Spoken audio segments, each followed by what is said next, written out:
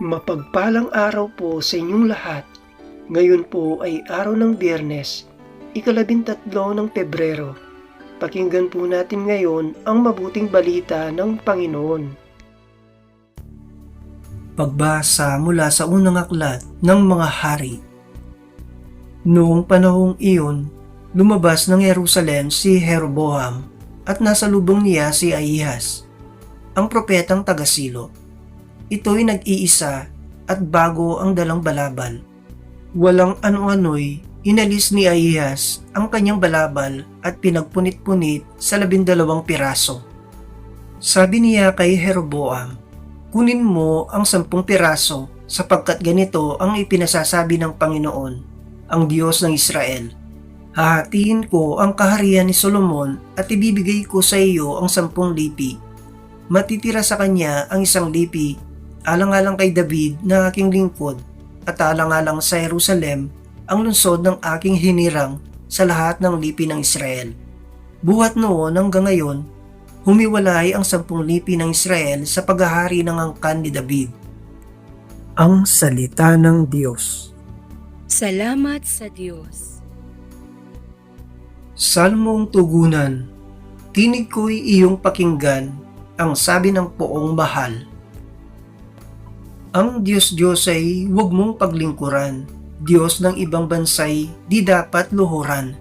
Ako'y Panginoon, ako ang Diyos mo. Ako ang tumubos sa iyo sa Ehipto. Tinig ko'y iyong pakinggan, ang sabi ng poong mahal. Ngunit ang bayan ko'y hindi ako pansin, di ako sinunod ng bayang Israel. Sa tigas ng puso, aking binayaan, ang sariling gusto nila'y siyang sundan. Tinig ko'y iyong pakinggan, ang sabi ng poong mahal. Ang tangi kong hangad, sana ako'y sundin ang utos ko ng bayang Israel.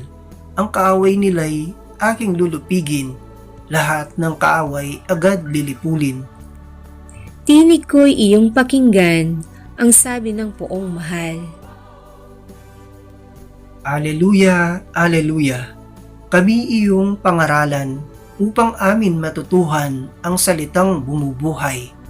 Aleluya, aleluya.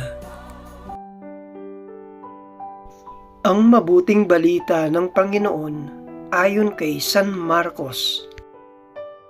Noong panahong iyon, pagbalik ni Jesus mula sa lupain ng Tiro, dumaan siya sa Sidon at nagtuloy sa lawa ng Galilea matapos tahakin ang lupain ng Decapolis.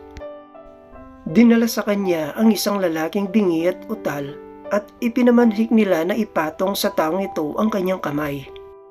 Inilayo muna siya ni Jesus sa karamihan at isinuot ang kanyang mga daliri sa mga tainga nito. Pagkatapos lumura at hinipo ang dila nito. Tumingala si Jesus sa langit at nagbuntong hininga at sinabi sa tao, "Ephata," ibig sabihin, mabuksan. At nakarinig na ito. Nawala ang pagkautal at nakapagsalita na ng malinaw. Sinabi ni Jesus sa mga tao na huwag ibalita ito kaninuman. Ngunit kung kailan sila pinagbabawalan, ay lalo naman nilang ipinamamalita ito. Sila'y lubhang ng gilalas at ang wika, anong buti ang lahat ng kanyang ginawa.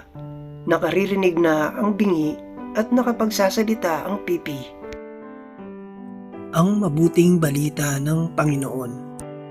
Pinupuri ka namin, Panginoong Hesukristo.